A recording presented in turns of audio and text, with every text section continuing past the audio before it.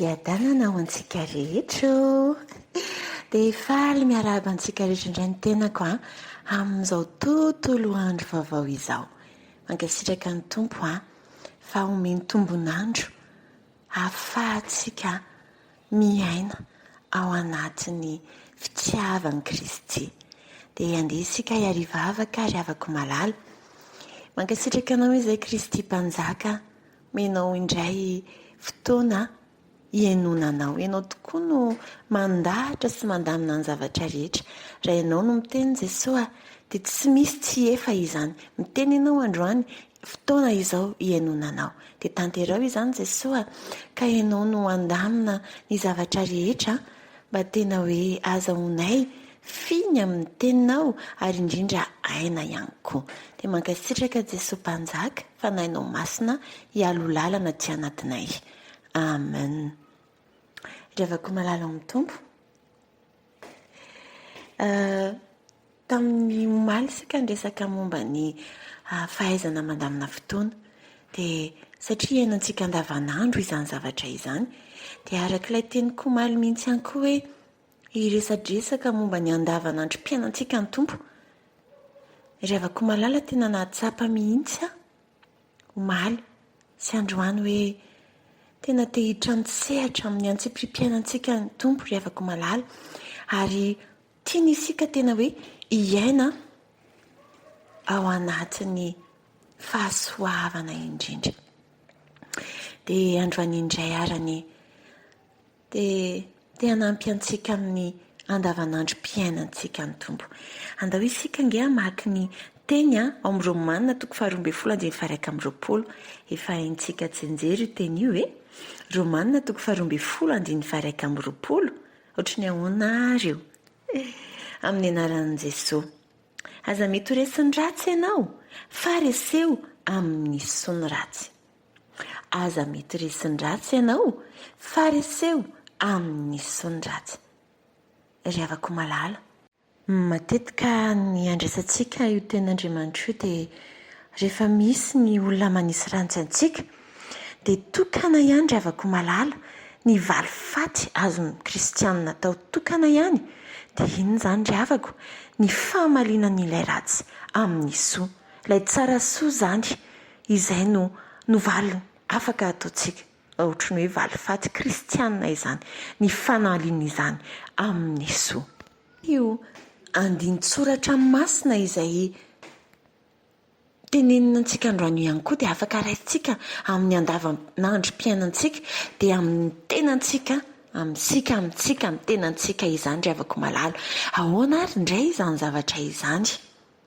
Resaka momba ny fotoantsika omaly ravako dia mety misy ny teny hoe tena efa miezaka mihitsy ny tsy varimbariana fa tena ohatra ny misy zavatra mbola tsy vita ihany ravako malala. Raha toa misy zavatra mbola tsy vita nefa efa miezaka dia mbola misy ihany ny vahaolana. Hoy isika hoe tena miezaka ihany. Izao nge tsy maintsy atao izaho tsy variana mihitsy fa ilay mamaky baiboly sy mivavaka tsy mety vitako mihitsy. Misy soa afaka handresena izay tsy mahavita mamaky baiboly izany satria ratsy izany. Mifoaza maraindraina kokoa. Mifoaza maraindraina kokoa. Izany hoe ilay fotoananao zany ohatra hoe nanomboka amin'ny 9 ka hatramin'ny 9 alina ianao ohatra tsy mipetraka mihitsy dia vizaka kosa ianao dia te hatory. Arosoa kely ilay raha fifoazana fa azo atao izany ravako malala. Misy foana ny vahaolana. Ary ny ara-panahy no resako voalohany eto fa ataontsika manaraka io ny ambiny.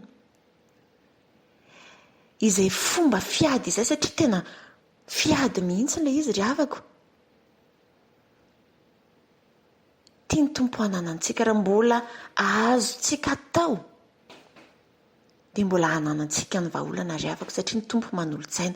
Misy ihany koa tsy haiko tsika raha tratra ny toy izany fa misy fotoana ny tompo io anika mamoha antsika amin'ny alim-be iny ary amin'ny alalan'ny zavatra ohatra ny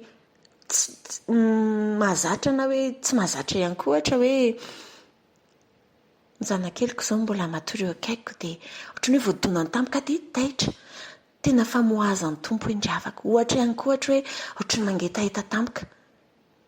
mamono tompo amin'iny. Ary iny fotoana tena hoe atsoina hoe marainala iny mihitsy ny ry havako hoe amin'ny 2 maraina amin'ny 3 amin'ny 4 tena hoe volamena ry havako a. Tena hitako ny fahatsarany sy ny vokatsoany. Afo izy ny torimaso amin'iny fotoana iny dia trandrao iny fa matetika amin'iny fotoana iny mihitsy ny tompo a miteny manome révélation antsika. Izay zao dia efa fomba afaka andresentsika ilay hoe tena efa miezaka ihany fa tsisy fotoana. Any aza mety resin'ny ratsy ianao, reseho amin'nysony ratsy. Ao ary hitra ny andavanandro hoe izay ny ara-panahy andavanandro moa izany dia vatantsika mihitsy indray resiko ohatra isika vehivavy. Matetika isika rehefa mijery fitaratra dia mety hoe ohatry ny maina be izany tariako izany, ohatry ny hoe tady kentrona izany tariako izany. Ratsy izany. Any sa tsara ve izany? Ry havako a, aza mionona amin'izany fotsiny. Fa raiso ny andraikitrao. Tsy voatery manana fananana betsaka na manam-bola betsaka dia raha tsy manana izany ianao, tsy afaka hoe mandeha mikarakara izany any amin'ny toerana manokana, dia manana astuce naturelle isika ry havako a. Mijereva nge amin'ireny tambazotra ireny ohatra fa misy zavatra voajanahary omeny tompo atsika afahantsika mikarakara an'io. Tsy mandany vola akory fa ny finiavantsika. Izay indray aza mety ho resiny izany ianao fa raiso ny andraikitrao. Raiso ny andraikitrao anatin'izany mikarakara amin'izay anananao. Fa ny tompo tsy mba miangatra raha fantany hoe ianona manao izao tsy afaka manao izao dia ity misy mety ho an'ny anona. Azontsika ve ry afaka amin'ilay hoe aza mety ho resin'ny ratsy ianao fa reseho amin'ny son'ny ratsy hoe afaka iaina amin'ny andavanandro izany. Ohatra ihany koa ry havako malalana finaritra anahy fa tamin'ny alalan'ilay zanako lahy no nampatseviny tompo ahy izany maly. Mararirary izay ny lamosiko tamin'ny maly. Dia marary ny lamosiko mantsy zanako dia mipetraka teo dia izy hoe maman ve tsy vao maraina dia manao étirement kely fa manampy anie izany. Dia teo nampatseviny tompo ahy hoe afaka manao étirement sy gymnastique kely anafana izany. Izany hoe tsy manaiky toetra ao anatin'izay zavatra ratsy izany izay fa mihoatra. Dia nanao tokoa ry havako dia tena hoe sady arahan'ny finoana afaka ilay izy. Dia astuce kely atoroko antsika rehefa misy taona tena marary mihitsy ny lamositsika tsika misy position tsy nety nataontsika matetika rehefa manao zavatra tsika dia miondrika nanotoy izany. Dia izao amin'ny tany asivo tapi dia mitsoro eo ny lamosina dia atsoratra amin'ny tanana marary kely amin'ny voaloha fa rehefa elanela tena miverina amin'ny posturanao ianao ary tsy marary intsony io fa efa nandramako izany ry havako. Azontsika ve ry havako tsy voatery mandany vola amin'ny mankarena raha mbola azo ny tananao atao ny tenin'Andriamanitra dia ataovy.